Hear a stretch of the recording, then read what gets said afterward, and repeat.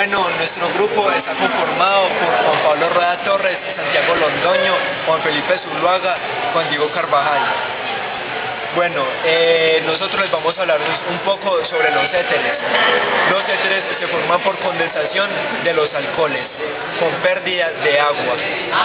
Es decir, que si los dos alcoholes son iguales, el éter es simple, y si son distintos, es mixto. Los éteres simples se nombran poniendo la palabra éter seguida del prefijo que indica cantidad de átomos de carbono con el término ílico.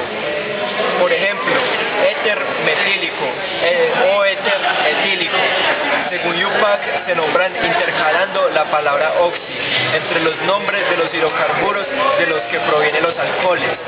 Un ejemplo es dimetiler, metiler, éter o etano-oxietano y metano-oxietano según Yupac.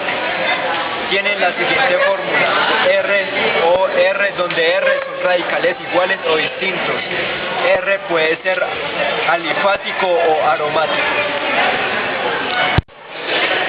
Mi nombre es Juan Pablo Rueda Torres y voy a hablar sobre los éteres y diferentes propiedades físicas y sus usos.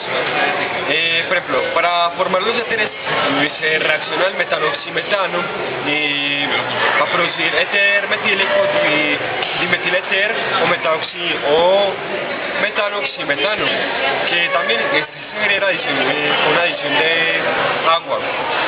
Las propiedades, como los alcoholes como tal, son muy inflamables, pero cuando se deja en reposo en presencia de aire, tienden a formar los peróxidos aún más explosivos. Los agentes oxidantes se transforman en aldehídos, que son otros compuestos orgánicos. Entre sus propiedades físicas está el primero de la serie, que es el metanoximetano, es gaseoso. Los siguientes son líquidos de olor penetrante y agradable. Al formar fuentes de hidrógeno con el agua, son mucho más solubles que los alcanos respectivos.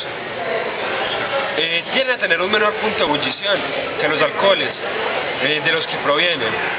Y también tienen ciertas características similares a los alcanos de los que salen respectivamente.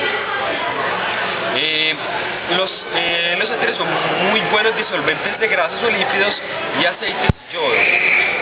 Al evaporarse el éter etílico, esto produce un frío intenso, producto de esa misma evaporación. ¿Cómo se puede usar en la industria? Son buenos disolventes, especialmente el éter etílico, como así que disgregan en cierta solución líquida compuestos sólidos.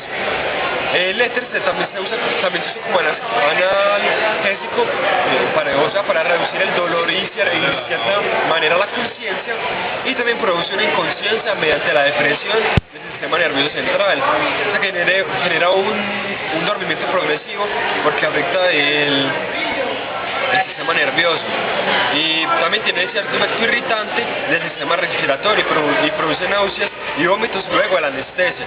O sea que cuando se recupera la conciencia genera efectos muy malos para el líbido y de cierta manera es muy desagradable de padecerlos. El éter metilopropílico se prefiere como analgésico porque casi no tiene efectos secundarios. Bueno, es una de las explicaciones de los usos, propiedades físicas y usos de los éteres. Mi nombre es Juan Felipe Zuluaga y voy a explicar qué es un éter y sus usos en la industria de alimentos. En química orgánica y bioquímica, un éter es un grupo funcional de tipo cadena carbonada-oxígeno, cadena carbonada, en donde cadena carbonada y cadena carbonada radical son grupos alquilos, estando el átomo de oxígeno unido y se emplean pasos intermedios. Cadena carbonada unida a 1H más un HO unida a la cadena carbonada radical. Eso da cadena carbonada, oxígeno, cadena carbonada radical y más agua. Normalmente se emplea el alcohóxido, cadena carbonada con óxido negativo del alcohol ROH, obtenido al hacer reaccionar al alcohol con una base fuerte. El alcohóxido puede reaccionar con algún compuesto radical, en donde X es un buen grupo saliente, como por ejemplo yoduro o bromuro. Radical más X también se puede obtener a partir de un alcohol ROH. RO negativo más RX es igual a ROR más X negativo, más un halógeno negativo. Al igual que los ésteres, no forman puentes de hidrógeno, presentan una alta hidrofobicidad y no tienden a ser hidrolizados. Los éteres suelen ser utilizados como disolventes orgánicos. Suelen ser bastante estables, no reaccionan fácilmente y es difícil que se rompa el enlace carbono-oxígeno. Normalmente se emplea para romperlo un ácido fuerte como el ácido yodírico, calentando, obteniéndose dos halogenuros o un alcohol y un halogenuro.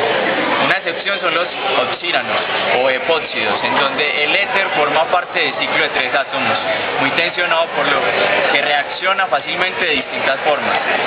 El enlace entre el átomo de oxígeno y los dos carbonos se forma a partir de los correspondientes orbitales híbridos sp3. En el átomo de oxígeno quedan dos pares de electrones no enlazantes.